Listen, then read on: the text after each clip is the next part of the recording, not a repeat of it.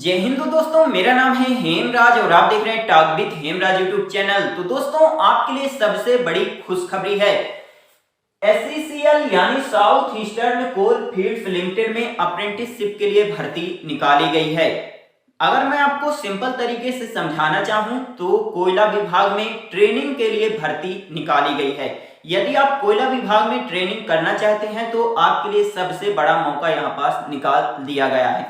आप यहां देख पाएंगे 1522 टोटल पोस्ट निकाली गई हैं। यदि आपने डिप्लोमा किया है या ग्रेजुएशन कंप्लीट कर लिया है तो आप आवेदन कर पाएंगे। तो सब कुछ हम इस वीडियो में डिस्कस करेंगे कि टोटल पोस्ट कितनी निकाली गई हैं, किस स्टेट में कितनी पोस्ट हैं, आपको वेतन कितना दिया जाएगा, एज क्राइटेरिया क्या रखा गया है और सिलेक्शन प्रोसेस क्या रहने वाला है। ऐसी बहुत सारी बातें हैं जो हम इस वीडियो में डिस्कस करेंगे। तो वीडियो को शुरू से लेकर लास्ट तक देखिएगा और यदि आपको कुछ भी पूछना है आप कमेंट जरूर करिएगा। तो चलिए दोस्तों स्टार्ट करते हैं। तो जैसा आप यहाँ देख सकते हैं एसईसीएल यानी साउथ ईस्टर्न कोल फील्ड्स लिमिटेड में अप्रेंटिसशिप के लिए भर्ती निकाली गई है। टोटल जो पोस्ट निकाली गई है 1522 पोस्ट निकाली गई हैं। 29 नवंबर से लेकर 19 दिसंबर 2022 के बीच आप आवेदन कर सकते हैं, यानी आज से ही इसके फॉर्म भरना स्टार्ट हो गए हैं। इसके बाद आप यहां देख पाएंगे उम्र, तो यदि 18 साल यदि आपकी उम्र कंप्लीट हो चुकी है तो आप आवेदन कर पाएंगे। कब से? यदि 19 दिसंबर 2022 तक आपकी उम्र जो है 18 साल पूछ जाती है तो आप आवेदन कर सकते हैं। इसके बाद फीस के बारे में अगर बात करें तो 1 भी रुपए आपकी फीस नहीं लगेगी। आप निःशुल्क आवेदन कर पाएंगे, किसी भी कैटेगरी से क्यों ना हो आप। ओके। इसके बाद सैलरी आपको कितनी दी जाएगी? तो यदि आपने ग्रेजुएशन कंप्लीट कर लिया है तो आपकी आपको यहाँ पास वेतन जो है तो 9000 रुपए पर मंथ दिया जाएगा। यदि आपने डिप्लोमा किया है तो आपको 8000 रुपए पर मंथ दिया जाएगा। ओके। तो इसके बाद आपको यहाँ पास ट्रेड वाइज पोस्ट देखने के लिए मिल जाएगी और एजुकेशन क्वालिफिकेशन क्या मांगा गया है वो भी देखने के लिए मिल जाएगा। तो आप थोड़ा यहाँ ध्यान से समझिएगा।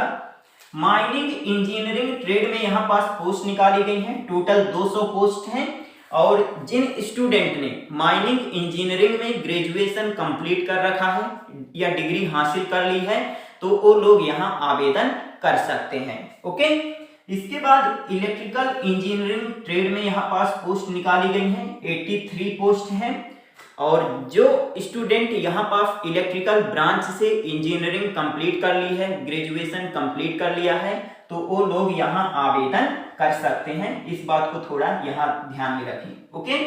इसके बाद मैकेनिकल इंजीनियरिंग ट्रेड में भी पोस्ट निकाली गई हैं। 53 पोस्ट निकाली गई हैं और जिन स्टूडेंट ने मैकेनिकल ब्रांच से इंजीनियरिंग कंप्लीट कर ली है वो लोग यहाँ आवेदन कर सकते हैं। ओके।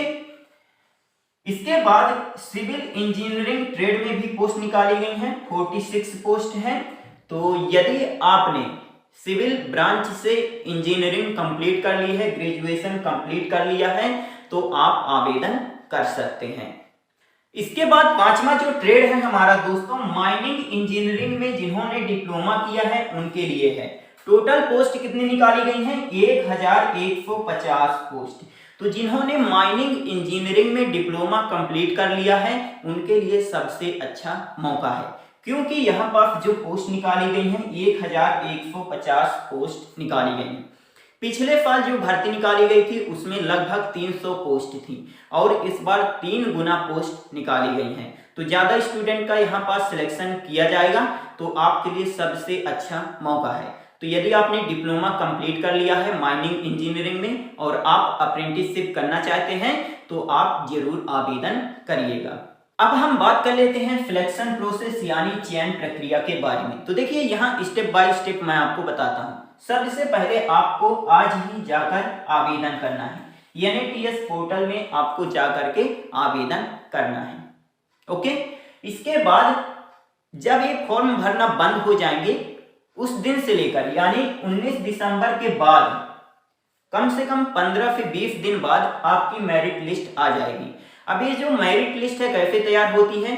आपके ग्रेजुएशन में जो परसेंटेज थे, CGPA थे, उसके बेस पर तैयार होती है। आपके डिप्लोमा में जो परसेंटेज थे या सीजीपीए थे उसके बेस पर यहाँ पास ए मेरिट लिस्ट तैयार होती है। तो यदि आपका मेरिट लिस्ट में नाम आ जाता है तब आपको डॉक्यूमेंट वेरिफिकेशन के लिए बुलाया जाता है, ठीक है। और उसमें बताया जाता है कि आपका डॉक्यूमेंट वेरिफिकेशन कहाँ होगा। बात हुई क्लियर। और आपको जो मेडिकल है अपने जिले में ही करवाना पड़ता है, ओके। और यहाँ एक बात ध्यान में रखिएगा, NATS पोर्टल में जो भी आप डॉक्यूमेंट्स अपलोड करेंगे वही डॉक्यूमेंट्स आपको लेकर वहां जाना पड़ेगा। लेकिन यहाँ पास ध्यान में रखिएगा दोस्तों, डॉक्यूमेंट वेरिफिकेशन के टाइम बहुत दिक्कत आती है और बहुत सारे लड़के यहाँ निकाले जाते हैं। तो थोड़ा आप यहाँ ध्यान से समझिएगा।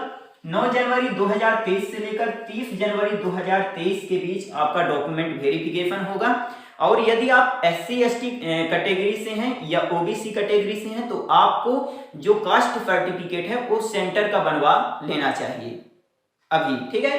और यहाँ पास ध्यान में रखिए, यदि आप SC/ST या OBC कैटेगरी से हैं तो आपका जो कास्ट सर्टिफिकेट है 1 अप्रैल 2022 के बाद का होना चाहिए। आप इस बात को थोड़ा ध्यान में रखेंगे, नोटिफिकेशन में साफ साफ लिखा है कि आपका जो कास्ट सर्टिफिकेट है वो 1 अप्रैल 2022 के बाद का होना चाहिए या 1 अप्रैल का होना चाहिए या 1 अप्रैल के बाद का होना चाहिए, ठीक है। यदि इसके पहले का है तो मान्य नहीं होगा। आप इस बात को थोड़ा ध्यान में रखें, ठीक है। और आपको आवेदन कहां से करना है, NATS पोर्टल में जाकर। तो सिलेक्शन प्रोसेस आ गया होगा समझ में। आपकी मेरिट लिस्ट तैयार की जाएगी। मेरिट लिस्ट कैसे तैयार की जाएगी, आपके ग्रेजुएशन में जो परसेंटेज थे या सीजीपीए थे उसके बेस पर, या डिप्लोमा में जो आपके परसेंटेज थे सीजीपीए थे उसके बेस पर, ठीक है। जब आपका मेरिट लिस्ट में नाम आ जाएगा उसके बाद आपका डॉक्यूमेंट वेरिफिकेशन होगा, ओके। और इसके बाद आपका फाइनल सिलेक्शन हो जाता है और कुछ भी नहीं करना पड़ता। लेकिन यहाँ पास आपको थोड़ा डॉक्यूमेंट में ध्यान देना होगा, ओके। तो यहाँ पास आप कास्ट सर्टिफिकेट देख लीजिएगा, 1 अप्रैल 2022 के बाद का बना होना चाहिए। और इसी प्रकार की लेटेस्ट अपडेट पाने के लिए मेरा YouTube चैनल जरूर सब्सक्राइब करिएगा, या मेरा टेलीग्राम ग्रुप ज्वाइन कर सकते हैं। टेलीग्राम ग्रुप का लिंक वीडियो के डिस्क्रिप्शन बॉक्स में आपको मिल जाएगा। तो मिलते हैं अगले वीडियो में, तब तक के लिए जय हिंद जय भारत।